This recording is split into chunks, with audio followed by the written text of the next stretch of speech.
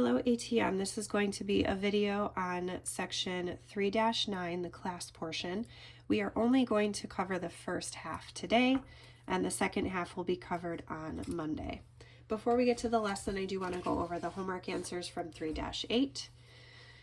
We only had to do numbers 1 through 7, so I'm just going to read the answers quickly. If you do have any questions, we can look at those on Monday.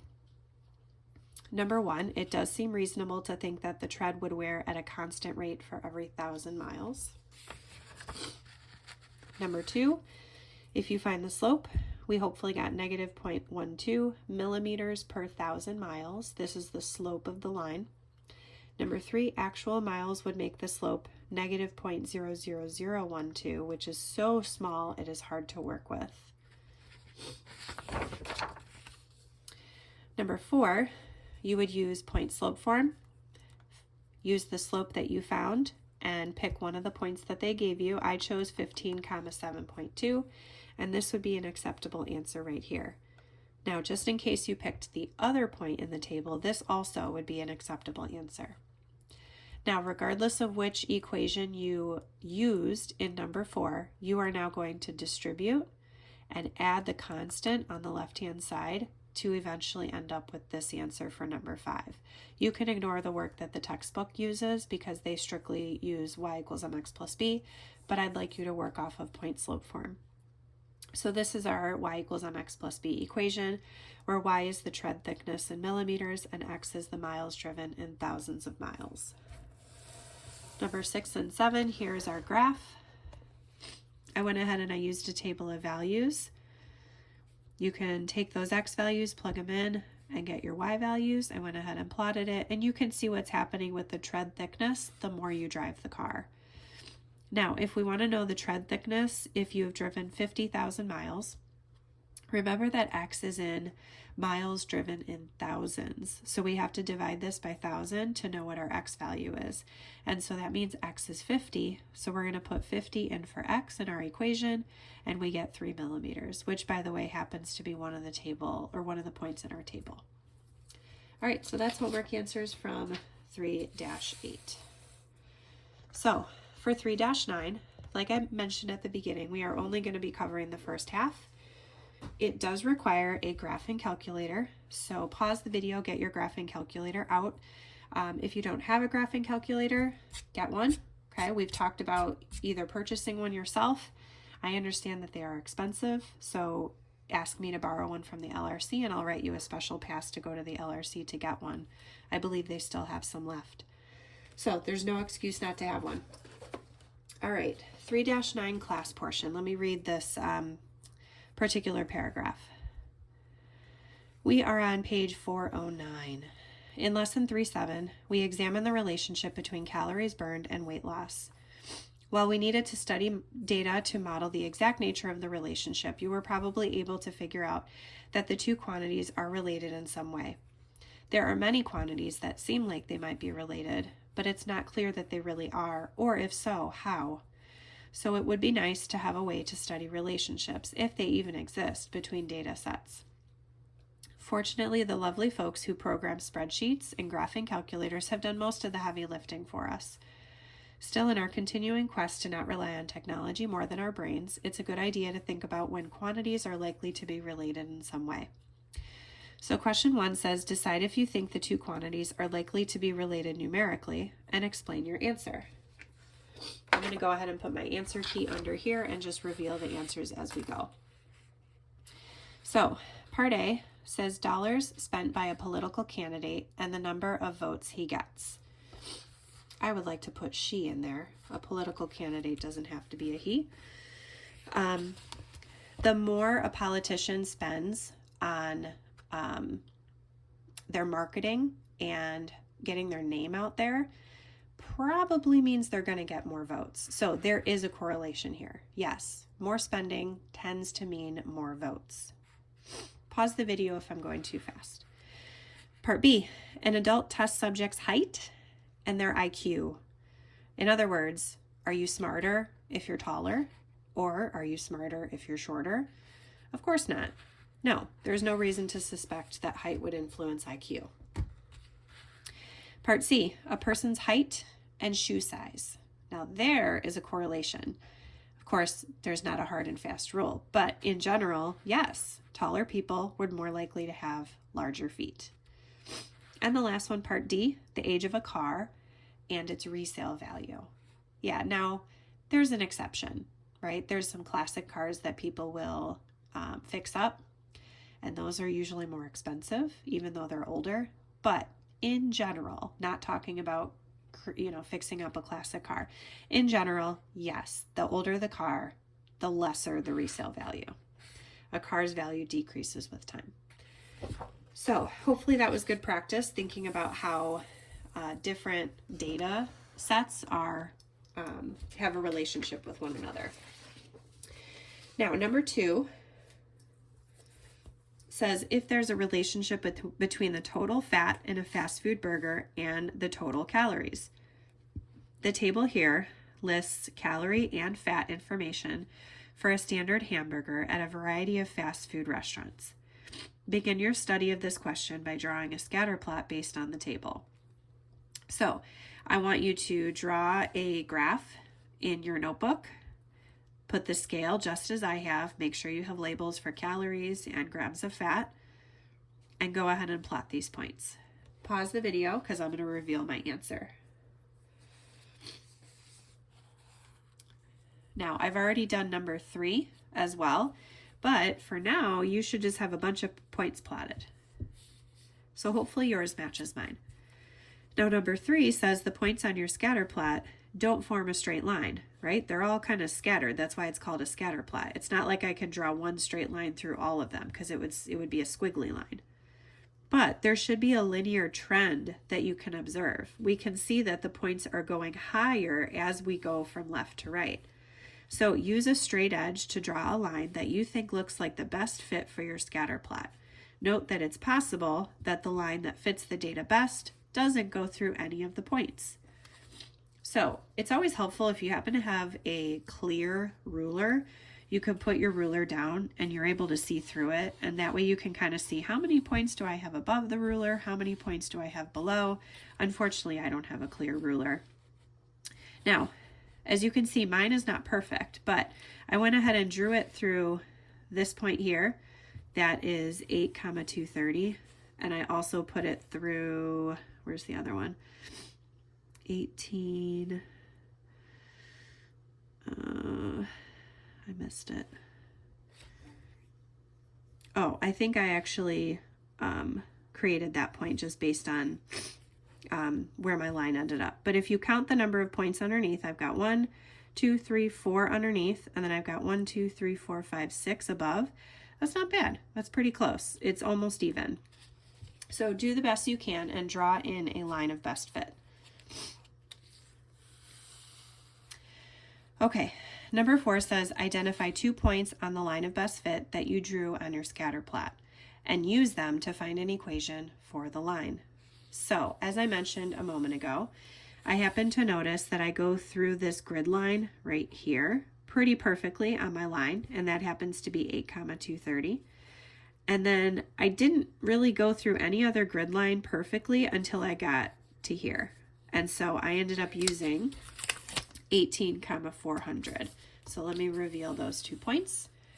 Now, what's interesting about scatter plots is what you do and what you have on your paper might not match perfectly what I picked on my paper. You might have picked 2 completely different points.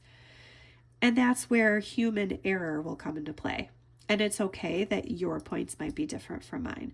But these are the 2 points that I picked. And they want us to find an equation for the line. So this is what we did in 3-7 and 3-8. So the first thing I do is find the slope. There's my work for finding the slope, and I get 20. Then I use point slope form. I use the first point, so at this point I'm ignoring the second point. I use the first point and my slope, and I put it into point slope form. And then I distribute and add 200, and here's my equation of the line. All right, we're going to want to remember that for a future question. All right, now, next in your textbook, there is a set of instructions for what you should press on your calculator. Now, I'm going to go through the steps with you right now in the video, but I want you to know that the steps are in the textbook. So if you forget what buttons to press, you can look back at these steps. Okay, so what we want to do for number 5 is use the procedure in the using technology box to find the equation of the line of best fit using a graphing calculator. So when we did it by hand, the equation of our best fit was a little bit, it was possibly flawed, right? This was our equation of best fit if we did it by hand. But it might be flawed because you might have picked different points than me. So your equation might be a little different. So that's where the calculator comes into play. What's nice about the calculator is it's not going to just pick 2 points. It's going to factor all 10 points into the line. So what we need to start with is entering the data into our L1 and our L2. So we start by pressing stat. We've done this before, so hopefully that I can go quickly. Press stat, go to the first option, edit, enter all your data. Pause the video if you need to. After your data is all entered, you're going to press stat again, arrow over to calc. Now we're used to doing number 1 variable stats, but that's just going to give us the mean, the median, and the mode. We don't want that. Instead, we want linear regression. Don't ask me why they don't use mx plus b here, because I don't know why. I wish it was mx plus b, but they use ax plus b. So we want to write an equation, go for number 4, and then press enter until it calculates it for you. Okay, so what they have here on the calculator is they write down y equals ax plus b, but then they tell me what a is. Okay, and so what we're going to do is we're going to round to, what did I round to? 1 decimal place. So I rounded to the nearest tenth. So I said a was 20.8, so that's going to go here for a. And b is 41.4. Careful with the rounding on that one. And that is my line of best fit using the calculator. Okay, number 6. Use your answer to question 5 to predict the number of calories in a Whataburger, which has 25 grams of fat. Okay, so 25 grams of fat. Look at our data. Our fat is our X values. Our calories are our Y values. So if they're giving me the 25 grams of fat, that needs to go in for X in my equation. So what I'm going to do, by the way, question 6 has like 3 questions built into it. So I'm going to separate them, and I'm going to say that if we use the calculator equation, here's what we get. So I'm going to put 25 in for X here. Sorry, let me put my Y equals first.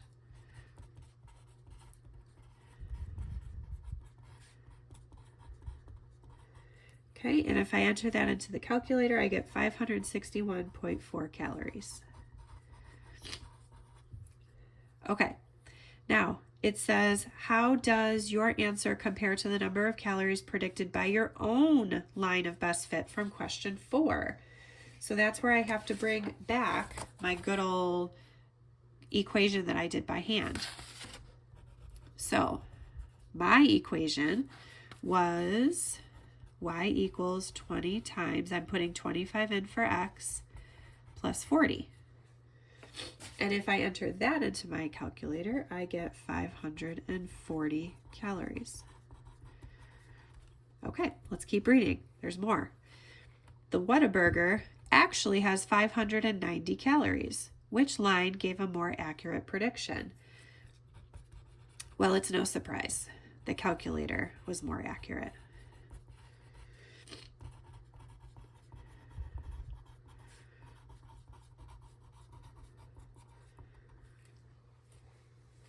All right, a classic roast beef sandwich from Arby's has 360 calories and 14 grams of fat. What does your line of best fit predict for calories? Is this expected? So they're giving us the grams of fat again, and we want to know, do we get 360 for the answer? So what I'm going to do is use the calculator equation because we already determined that one was more accurate. So I'm going to go ahead and take the calculator equation, and I'm going to put in 14 for x, and that gets me 332.6 calories. Okay. Now they told me that it actually has 360. So even the calculator is not perfect. Okay. So this is close, but we don't expect our prediction to be perfect.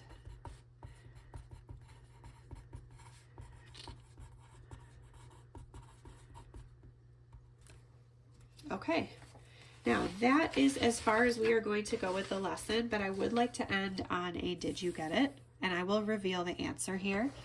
I want you to try this one. What I want to mention though, it gives us the gold medal lengths for the men's Olympic long jump for selected years from 1900 to 2000.